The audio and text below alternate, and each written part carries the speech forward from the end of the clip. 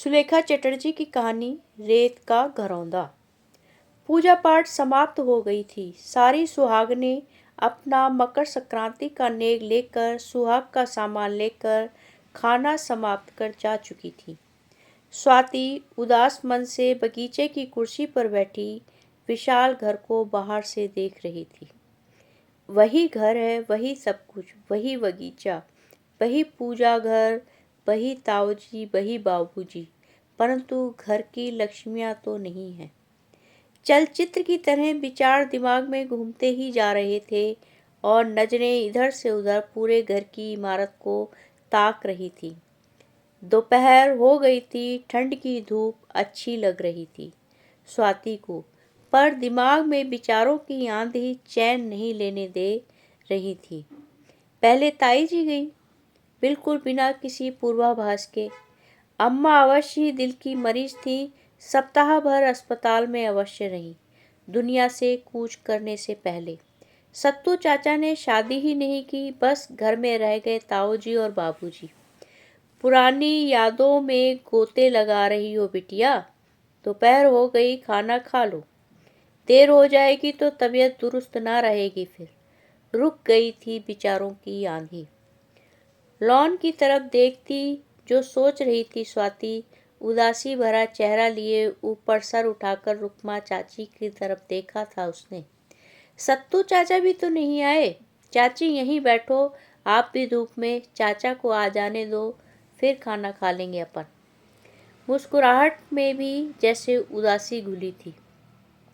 देखो बिटिया, जिंदगी तो बदलती है, अपनी भी बदल गई। स्वाति के सामने घास पर बैठी हुई रुक्मा चाची ने बातें शुरू की थी।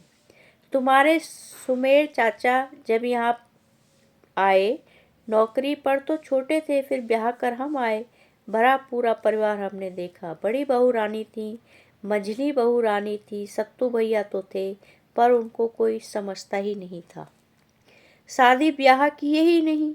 अपने दोनों घुटनों को दोनों बाहों के घेरे में लेकर आगे पीछे हिलती रुक्मा चाची स्वाति की तरफ देखकर बोलती ही जा रही थी।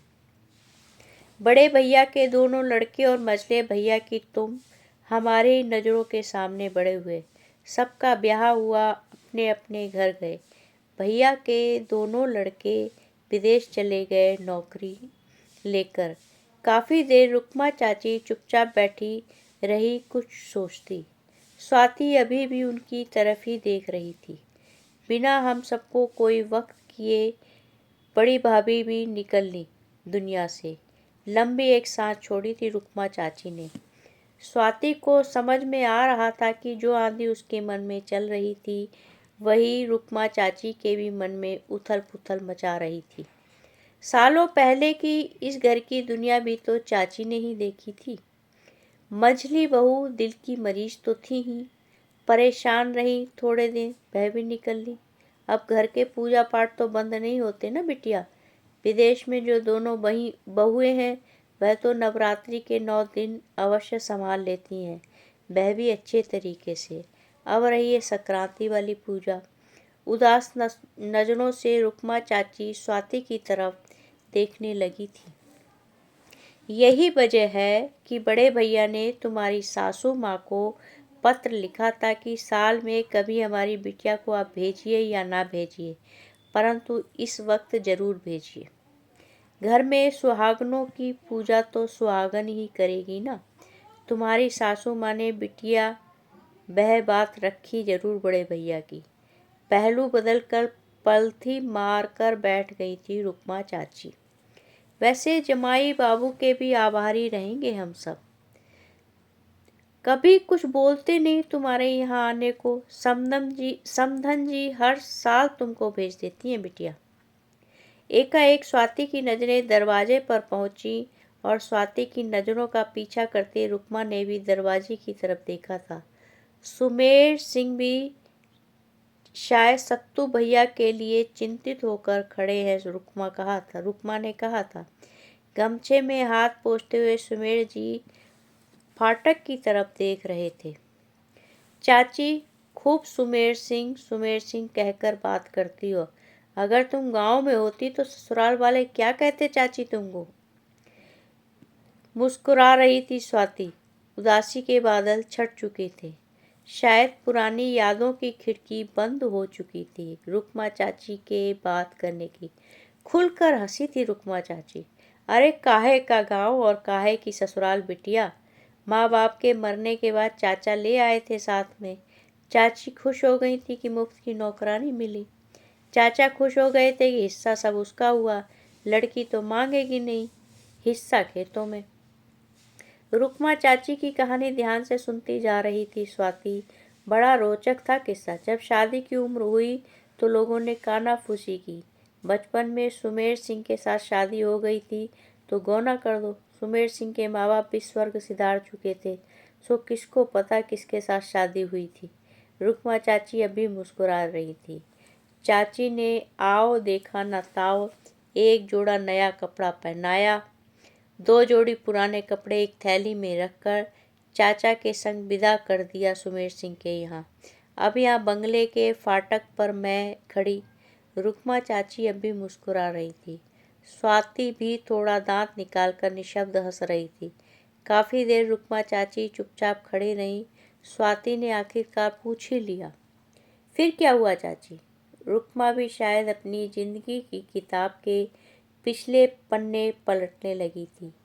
चाचा की तो हिम्मत नहीं हो रही थी फाटक खोलकर अंदर आने की। बड़ी बड़ी बहू रानी और मझली बहू रानी दौड़ी आई और हम दोनों को देखकर पूछताछ की। सुमेर सिंह को बुलाया और हमारे चाचा हमें वहीं छोड़ उल्टे पांव लौट गए। बड़े भैया और मझले भैया भी शायद पीछे खड़े सब तमाशा देख रहे थे। मुस्कुराती हुई चुप हो गई थी रुकमा भी। सोच रही थी चाचा ने तो अपने कंधे से भार उतारा था, पर वह ये एक तरह से ईश्वर का आशीर्वाद ही था। नहीं तो चाचा के घर इतना सुख तो कभी मिलता ही नहीं। फिर बड़े भैया और मझले भैया के हुक्म से पीछे आंगन में 2 पक्के कमरे और बाथरूम लैट्रिन बन गई। हमारी जिंदगी की गाड़ी चल निकली। रुकमा की बीती जिंदगी बड़ी रोचक थी, यह स्वाति मन में सोच रही थी। चाची एक बात तो सच में बताना, आपने कभी पूछा नहीं सुमेर चाचा से कि उन्हें याद है शादी की बात। आप बताओ, आपको याद थी अपनी शादी सुमेर चाचा के साथ हुई थी। स्वाति के मन में ढेर सारे सवाल उठा रहे थे। अरे बिटिया, ना तो उन्हें याद है अपनी शादी की, ना ही मुझे याद है कभी मेरी शादी भी हुई थी। बतलाता कौन। मेरे माता पिता बचपन में गुजर गए और सुमेर सिंह तो बड़ा था जब उसकी माता पिता गुजरे, पर कभी किसी ने शादी की बात तो नहीं की। ये सुमेर सिंह खुद ही कह रहे थे। अब जब तकदीर से या कह लो गांव वालों के षड्यंत्र से यहाँ मिल गए हम, तो शायद ईश्वर को यही मंजूर था। रुकमा मुस्कुराकर अब भी स्वाति की तरफ देख रही थी। स्वाति को समझ में आ रहा था कि रुकमा फिर से कुछ बोलेगी। अब मुझे लगता है शायद चाचा चाची ने ही मुझसे पिंड छुड़ाने के लिए बात फैलाई होगी और पंचायत को कुछ खिला पिला दिया होगा। सच बताएं बिटिया, मुझे जिंदगी से कोई शिकायत नहीं, मेरा तो भला ही हुआ इसमें। वह मैं इसलिए बोल रही हूँ कि गौना करके यहाँ पहुँचाने के बाद चाचा कभी मेरी खबर लेने नहीं आए। स्वाति की आंखें अचरज से फैल गई। मेरी ससुराल, मेरा मायका, मेरा स्वर्ग, सब कुछ यही है बिटिया, यही घर। सत्तू भैया आ गए हैं, देखो बिटिया। रुकमा चाची की बात शायद पूरी हो गई थी, इसी बीच सत्तू काका भी आ गए और स्वाति उठ खड़ी हुई। अजीब सी उदासी छाई थी चेहरे पर सत्तू काका के। ये कहीं मेरा भ्रम ही तो नहीं है, स्वाति सोच रही थी।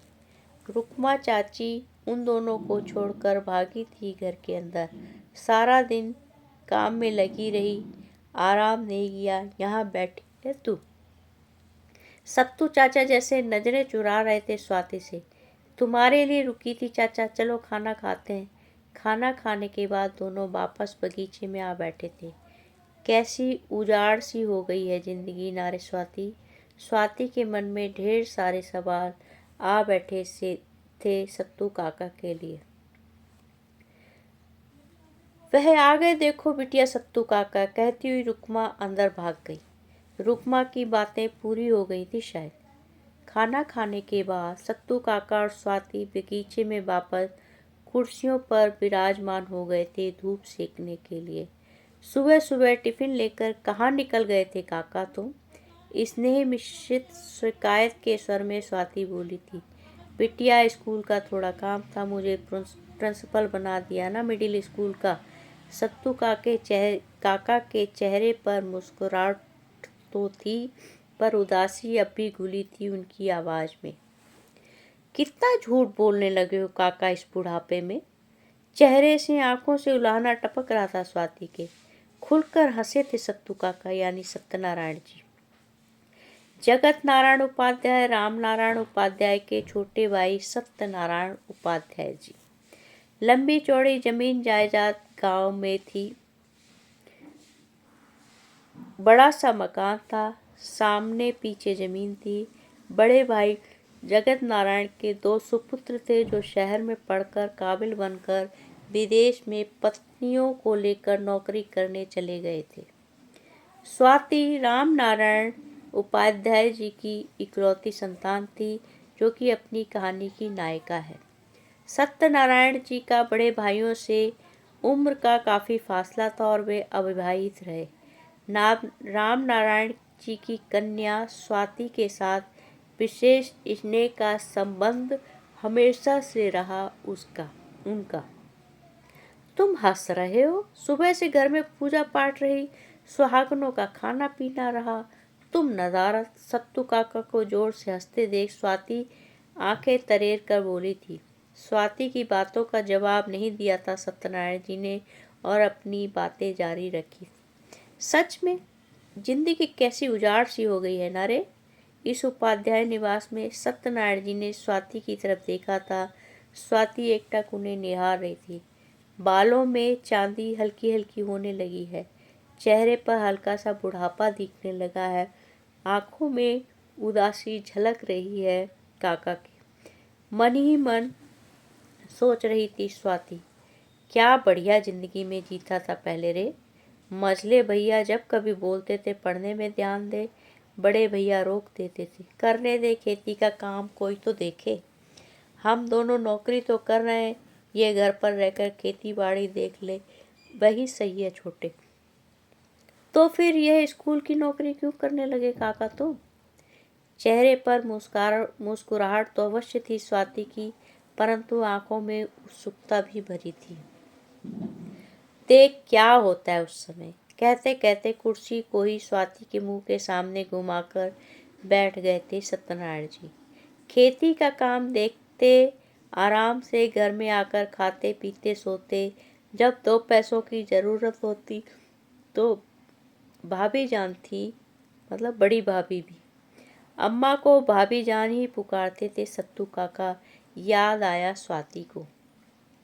पुरानी यादें सत्यनारायण जी को हाथ खींचकर अपने गलियारे में लेकर जा रही थी।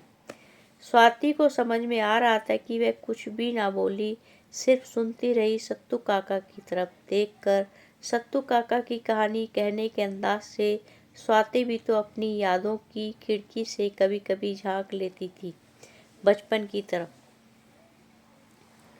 तुझे याद है ना, बड़ी भाभी को पान खाने की आदत थी। अब उनको पान रोज मंगवाना होता था। एक पान की कीमत 5 रुपए और वह मुझे देती थी 20। कभी उन्होंने पैसे वापस लेने की कोशिश ही नहीं की। शून्य में देखकर मुस्कुरा रहे थे सत्यनारायण जी। स्वाति भी जैसे बाहर से खिड़की के सींचे पकड़कर सत्तू काका की जिंदगी में झांक रही थी। भाभी जान जो नाश्ते की प्लेट खुद लगाती थी, उसके नीचे 20 का नोट रख देती थी। मैं नाश्ता करने के बाद प्लेट उठाकर रसोई में रखने जाता और रुपए पॉकेट में रख लेता था। ऐसा नहीं था कि भाइयों को पता नहीं था ये सब। वैसे कभी किसी को कुछ बोला नहीं मुझे। किसी ने भी कभी कुछ मुझसे नहीं कहा। फिर चुप हो गए थे सत्तू काका और दोनों हथेलियों को बांधकर सिर के पीछे रखकर आसमान की तरफ निहारने लगे थे। उस समय मुझे लगता था बड़ी बढ़िया जिंदगी चल रही है मेरी। पढ़ना लिखना अधिक पढ़ा नहीं, जो कुछ भी पढ़ा जैसे तैसे डिग्री हासिल की, अब यह खेती बाड़ी। हाथ खर्च भी मिलता है, खाना तो मिलता ही है, सर के ऊपर छत है, कोई बोलने वाला नहीं, कुछ भी नहीं। सत्तू काका मुस्कुराते हुए चुप हो गए थे। शायद अगली बात कैसे कहें ये सोच रहे थे। सालों पहले से मन में कुलबुला रहे एक सवाल को आज स्वाति ने जबरन से बाहर कर दिया। तुमने शादी क्यों नहीं की काका? बिल्कुल दबी जबान से स्वाति बोली थी सत्यनारायण जी से। पल भर को एक झटका लगा था सत्यनारायण जी को। झटके से आंखें बंद कर ली थी उन्होंने, जैसे स्वाति ने सवाल ने एक बड़ा सा पत्थर दे मारा था उनके सीने पर। एक भारी सन्नाटा सा खिंच गया था दोनों के बीच में। स्वाति को लगा जैसे सत्तू काका एक कांच की दीवार के पीछे बैठे हैं, जहाँ से उनका चेहरा तो साफ दिख रहा है, पर मन को जैसे उन्होंने आज भी कांच की दीवार के पीछे कैद करके रखा था। काफ़ी देर बाद धीरे से आंखें खोली थी सत्यनारायण जी ने। थोड़ी गीली थी आंखें आज उनकी। मेरी बिटिया बड़ी हो गई है, समझदार हो गई है, शादी हो गई है, जिंदगी की चाल समझने लगी है। भाभियाँ समझती थी मेरी बातें, बोलती कुछ नहीं थी। आज न बड़ी भाभी है और ना ही भाभी जान। चल तुझे आज बता ही दूँ मैं, धीमी आवाज़ में रुक रुक कर बोले थे सत्तू काका। मुस्कुराहट सीने में दफन हो गई थी। गंभीर होकर स्वाति की तरफ देख रहे थे वो। सांवली सलोनी बड़ी सुंदर थी वो, बड़ी अच्छी लगती थी मुझे। बगीचे में के कोने में दूर हर श्रृंगार को देखते हुए बोल रहे थे। कुर्सी थोड़ी घुमा भी ली थी सत्तू काका ने। मौका मिलते ही मैं उसे निहारता था, वो भी बेहिचक निहारती थी मुझे, और उसकी आंखें भी बयां करती थी उसके दिल का हाल। मुस्कुराहट में फिर उदासी घुल गई थी काका के। बात जारी रही उनकी। जब भी मौका मिलता मैं जाता था उसके घर। खूब खातिरदारी होती थी मेरी। मन ही मन खूब सजाया मैंने अपनी कल्पना का घरौंदा। नाम नहीं आया अभी तक काका की जुबान पर। मन ही मन सोच रही थी स्वाति। सत्तू काका काफी देर चुप रहे तो स्वाति ने सवाल उछाल दिया, फिर क्या? एक लंबी सी सांस निकल गई थी सत्तू काका के सीने से। तुझे पता बिटिया, कितनी प्यारी प्यारी चिट्ठियाँ लिखा करता था मैं उसे। कभी हिम्मत ही नहीं उसे चिट्ठियाँ देने की। उसके घर के लोग क्या कहेंगे, अपने घर वाले क्या कहेंगे, यही सोचता रहा। शायद कायर हूँ मैं। पनीली हो गई थी सत्तू काका की आंखें। उसकी जब शादी की खबर आई तो मेरा दिल टूट गया। बहुत कोशिश की कि शगुन का सामान लेकर उसके घर न जाना पड़े, पर जाना भी पड़ा और दरवाज़ा उसी ने खोला। विचित्र सा भाव चेहरे पर। फिर सत्तू काका चुप होकर जमीन देखने लगे थे। दरवाज़ा खोलते समय उसके चेहरे पर क्या भाव था मैं आज तक नहीं भूला हूँ बिटिया। उसका वह चेहरा मेरे मन में अभी भी बसा है। शगुन का सामान अगले अपने घर से उसके घर, ये हो कौन सकता है? स्वाति पर जैसे बिजली गिरी थी। पल भर को माथा ठनका था उसका। कहीं सुरभि मौसी तो नहीं? तीज त्योहार पर मिठाई कपड़े लत्ते लेकर ननिहाल व सत्तू काका को ही भेजा जाता था। नानी प्यार से एक दिन रोक लेती थी और वह रुक भी जाते थे। अम्मा को क्यों समझ में नहीं आई ये बात। काका को तो अम्मा से विशेष लगाव था। क्यों नहीं अम्मा से दिल की बात बोल पाए काका। हल्की सी सिरहन दौड़ गई थी स्वाति के बदन में। चौंक कर उसने काका की तरफ देखा था। काका तो अपनी धुन में बोलते ही जा रहे थे। उनका ध्यान कहीं और था, वह स्वाति की तरफ देख ही नहीं रहे थे। सुरभि मौसी की शगुन का सामान लेकर काका ही गए थे, और एक दिन रुकना तो दूर की बात शाम को ही वापस आ गए थे। आते ही अम्मा के सामने बैठकर अपने कमरे में खूब रोए थे, और अम्मा उनका सर सहला रही थी। शायद खुद की भी आंखें पोंछ रही थी अम्मा। तो क्या अम्मा को अंदाजा था यह सब? अम्मा ने क्यों नहीं काका की तरफ से कुछ बोला था? सिनेमा की रील की तरह एक क्षण में सब कुछ घूम गया था स्वाति के मन में। 10 तरह के सवाल उसके मन में आज सर उठा रहे थे। पढ़ा लिखा तो था मैं, पर नौकरी तो नहीं थी ना मेरी। बिटिया, खेती बाड़ी का काम या उसकी इनकम कोई मायने नहीं रखती किसी लड़के के बाप के लिए। भाइयों के पैसों पर ही तो चलता रहा आज तक, है ना। कोई लड़की की बाप मुझे क्यों लड़की दे देता, भले ही मैं लड़की की पसंद रहा हूँ। हर श्रृंगार की तरफ देखकर कहानी बताना उनका जारी रहा। शायद जानबूझकर स्वाति से नजरें चुरा रहे थे सत्तू काका। एक शब्द भी नहीं बोल पाई स्वाति। उसका मन भी नहीं हो रहा था अपने काका के लिए इसे क्या कहेंगे। नियति।